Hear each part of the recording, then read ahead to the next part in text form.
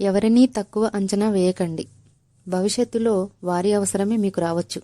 ఒకసారి ఈ కథ చదవండి. పరిస్థితి బాగున్నప్పుడు ఎదుటివారిని తక్కువ అంచనా వేయడం, వారిని చులకన చేయడం మంచిది కాదు. భవిష్యత్తులో భారీ అవసరమే మీకు పడవచ్చు. కాబట్టి ఉన్నంతలో ప్రతి ఒక్కరితో సరదాగా, సంతోషంగా సాగుతూ వెళ్ళిపోవడమే ఉత్తమం. అతిపెద్ద ఎడారి, అందులో ఎన్నో రకాల కాక్టస్ చెట్లు పెరుగుతున్నాయి.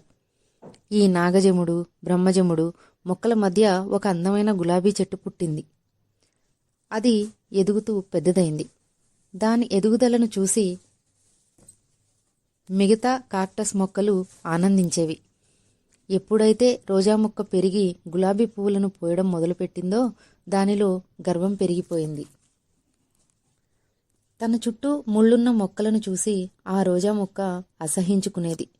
తాను ఇంత అందంగా ఎంతో చక్కని పువ్వులను అందిస్తున్నానని మురిసిపోయేది. ఇలాంటి అందవిహీనమైన మొక్కల మధ్య ఉన్నందుకు చాలా సిగ్గుపడుతున్నానంటూ మాట్లాడేది. ఆ మాటలను విన్న కాక్టస్ మొక్కలు ఏమీ అనేవి కావు. చిన్నగా నవ్వి ఊరుకునేది. మిగతా మొక్కలు అలా అనొద్దు అని గులాబీ మొక్కకు నచ్చజెప్పేవి. అయినా కూడా గులాబీ మొక్క ఏమాత్రం పట్టించుకునేది కాదు. పొగరుగా మాట్లాడేది. తన అందం ముందు ఈ ముళ్ళ మొక్కలు ఎందుకు పనికిరావని, వాటి పక్కన ఉండడం తనకే నచ్చడం లేదంటూ చెప్పుకొచ్చేది. అలా రోజులు గడుస్తూ వచ్చాయి. ఎర్రటి ఎండలు మొదలైపోయాయి.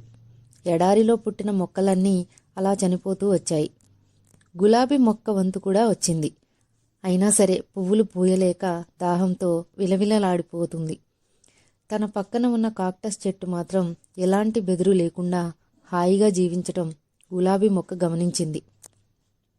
ఈలోపు ఒక అందమైన పక్షి ఎగురుకుంటూ వచ్చింది. దాన్ని చూసి గులాబీ మొక్క తనపైనే వాలుతుందని అనుకుంది. కానీ అది కాక్టస్ మొక్క మీద వాలి ఆ మొక్క ఆకును ముక్కుతో పొడిచి అందులో ఉన్న నీటిని తాగడం చూసింది. అది చూసి సిగ్గుతో తలదించుకుంది.